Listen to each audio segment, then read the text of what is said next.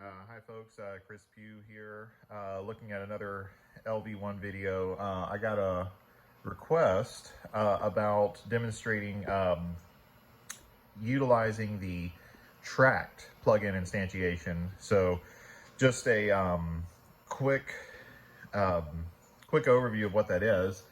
Basically, it is an instance that is developed by Waves that interacts with smart DI in this case, specifically because it's looking at utilizing data from the two-channel measurement system to be able to very quickly very quickly show you what's going on and be able to apply some filters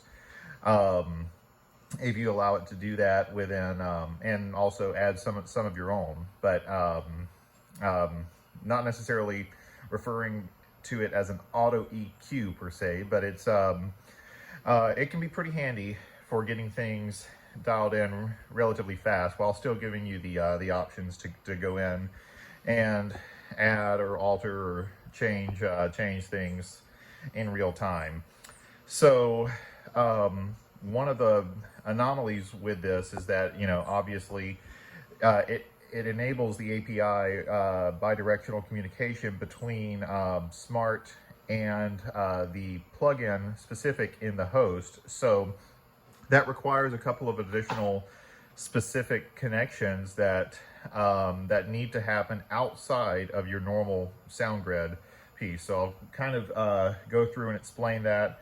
I'm going to try to pan around here to the back and kind of show you what that looks like for me. So what that requires on each end is that you have a network connection for both your machine that is hosting Smart and the machine that's hosting your SoundGrid host, LV1 in this case. It requires that there is a network connection between the two, but that should not be contained within the SoundGrid network. So couple of ways to achieve that. I'm going to kind of show you how I have it connected here for my purposes. So I'm just going to walk around back and do a quick pan of what's going on here. So I'm using the OCD Labs case here, and the way I have it configured are, so by these 4 ports, typically those would all go into the built-in SoundGrid network switch, so that way you have 4 ports of available switched things that are within the SoundGrid ecosystem. What I have done in this case is actually I have these first 3, 1, 2, and 3 from left to right, set up as being part of the SoundGrid system, and then the 4th port, I actually have it home run directly connected inside to the computer to the 2nd network port on the host machine. So that gives me a couple of options there. Specifically, what I'm looking at for this particular example is that's what I'm using to actually do the communication on the host for the track stuff. Gives you a couple of other options as well as far as some other method integrations. So additionally, so that's the first connection, and then over here on the MacBook Pro, which is running the host and all the SoundGrid items, which is the all the audio I/O here. So what I'm looking at, you'll see that this cable, I tried to use one that looks very different. It's just a gray standard run-of-the-mill Cat 6 cable.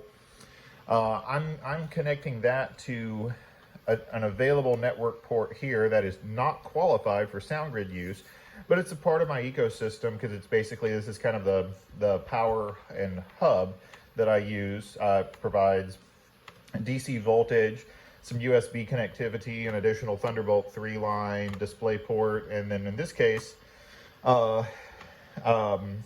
network.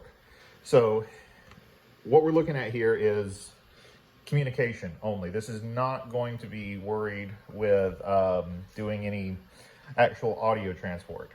This unit here, this is the Sonnet Thunderbolt 3 to Ethernet.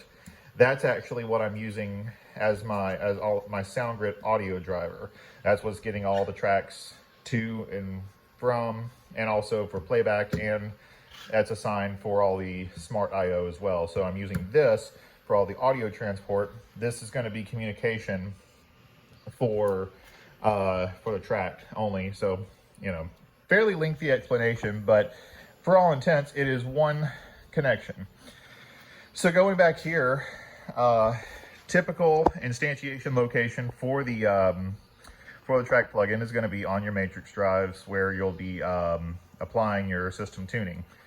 So what I recommend here is, obviously you want to have Smart called up on your machine that's going to be running that, and then additionally you'll want to check on a couple of options. Specifically here, I'm going to call it the API screen. You want to ensure that it is in fact enabled. It does have its own IP address. So speaking to something here, one thing I like to do, I haven't really gone in and done very specific network configuration options for this OS X machine, but I like to try to keep a couple of things in line just for the purpose of making this connection.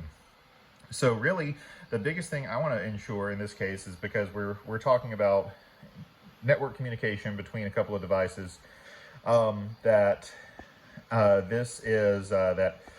I don't want to let anything else that could potentially get in the way come through. So, for instance, I've made sure that before I started Smart, I turned the Wi-Fi signal off, and so therefore, by default, because I have just the network connection connected to the open secondary network connection on the host machine, it's going to give me this IP in the 169 range.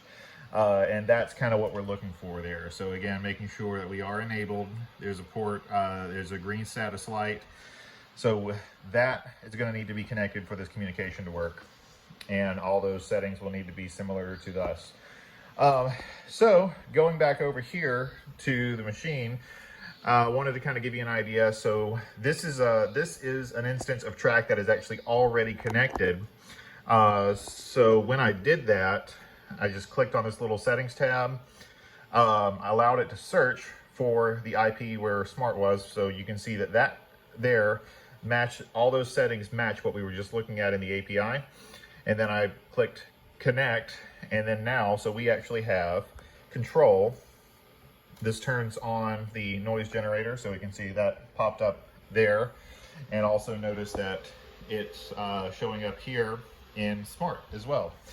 So as I pull that noise up, we can start to see that I don't have a measurement mic connected at this particular time, but you know, we can start to see that our reference line, as I bring the fader up and down, that's what we're looking at. As we come back in here, if we start to play our, this is actually going to start giving us our real time. In this case, because I don't have a measurement microphone connected, we're not going to see any magnitude. However, we can see phase wraps and such, just so you can kind of see something. So we're generating the pink noise. This measurement transfer, default transfer function is what I typically work off of, and then generator turns that on and off. Okay, so what does it look like when you actually make a successful connection? So by default, one of your instantiation is going to look like this. So it will say Smart not connected. We'll go up here and then just click our search button, and if all the settings are proper, there we go. It's going to find the location and then click connect. So one thing that does demonstrate there is that it is going to, we are going to need to, for every instance of TRACT that you do have running, so in my case I have 3 instances, one stereo version on the, let's say the main PA, mono subs and mono front fills. So for every instance of TRACT, you will have to go in and make sure that you are in fact connected and have specific settings assigned for making that, for actually viewing your material. So hopefully that makes sense. If there's there's another video out there I recommend. A gentleman by the name of Josh Boyles out of the DC area. He has a pretty detailed explanation of this with a little bit more network setting parameters. So this is for my application here, running the LV1 SoundGrid host on the Waves Axis 1, which is a Windows 10 machine, and then running Smart and other audio transport options on an Apple MacBook Pro laptop. So there we go. That's a basic overview of how to get TRACT connected. You know, when you actually have your measurement up in a real situation, you start to be able to see more more application. And in that case, I'd also recommend just checking out some of the Waves material on how that explains what you're seeing, and you know, how to interpret that information, and then how to actually start to make your adjustments from there. So this is basically just connectivity and general operation to get started. So hope that makes sense, and hope everyone's having a great day. Cheers, everybody.